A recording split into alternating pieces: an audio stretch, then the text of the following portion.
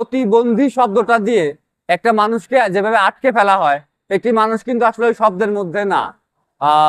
আমাদের রাষ্ট্র ব্যবস্থা যদি আমরা ধরি, যে কলোনিয়াল রাষ্ট্র ব্যবস্থা, একটি স্বাধীন দেশে এসে যখন একটি কলোনিয়াল কাঠামো পড়ে যায়, এটাও কিন্তু এক ধরনের প্রতিবন্ধকতা। আমি বলতে স্বাচ্ছন্দ্য বোধ করি যে আমি প্রতিযোদ্ধা, যারা প্রতিনিয়ত যুদ্ধ করে যাচ্ছে জীবনের সাথে।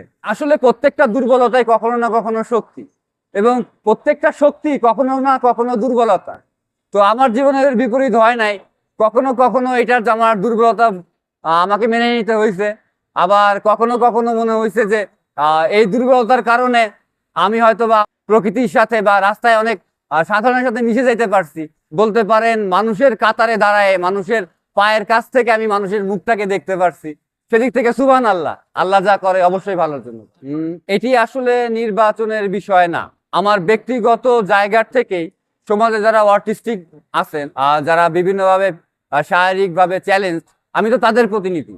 এবং যদি আমি বিজয়ী হই, ভোটার যারা, তারা যদি ভালোবাসায় দেয় 3,33,320 জনের মধ্যে যাদের ডিসএবিলিটি আছে, যারা শারীরিকভাবে চ্যালেঞ্জ, ফিজিক্যালি চ্যালেঞ্জ, বা যারা এতিম আছেন, বা যারা বৃদ্ধ আছেন, যাদের আসলে বৃদ্ধাশ্রমে পাঠানোর কথা ভাবছেন, তাদের দায়িত্ব আমি সরাসরি নিব।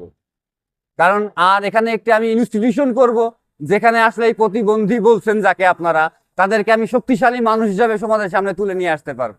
আমি জানি যে অনেক অনেক পরিবারে অটিস্টিক বেবি আছে, যারা লজ্জায় সেটা বলতে পারতেছেন না। আমি সেই সব সন্তানকে বলবো যে আমার নামে পরিচিত করতে আমি গৌরব বোধ করবো, এবং তাদের যে মেধা এবং শক্তি আছে তাকে আমি বিশ্বের সামনে নিয়ে এসে তাদের যেই আল্লাহ তাদের পৃথিবীতে পাঠানোর পেছনে যে মকসদ বা উদ্দেশ্য, সেটিকে আমি সামনে আনতে পারবো ইনশাল্লাহ, এটা আমার বিশ্বাস। আপনাদের মতো স্বাভাবিকভাবে চলার জন্য আমাকে 3 বছর আপনার 8 ঘন্টা করে হাঁটতে হয়েছে, রাতে রাতে 8, 9, 10 এই রাতগুলা আমি রাত 12টায় বের হয়ে যেতাম, সারা রাত আমি ঢাকা শহরে হাঁটতাম।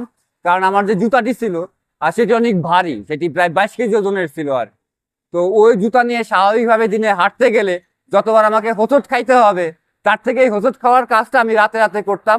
তো 3 বছর হাঁটার পরে মূলত আমি কনফিডেন্স পাই যে আমি আপনাদের মতো স্বাভাবিক মানুষের পাশে যুদ্ধ করার জন্য লড়তে পারবো।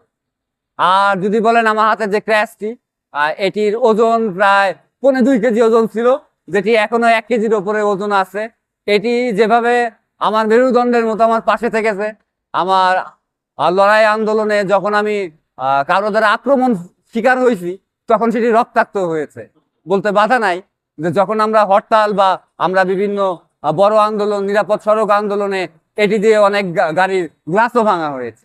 নজরুলের কবিতায় পাবেন যে আমরা আমাদের হার্ট দিয়ে সীমানা গড়েছি। তো আমি আমার ক্র্যাশটি, এটি আমি আমার যুদ্ধের অস্ত্র হিসাবে ধরে নিয়েছি।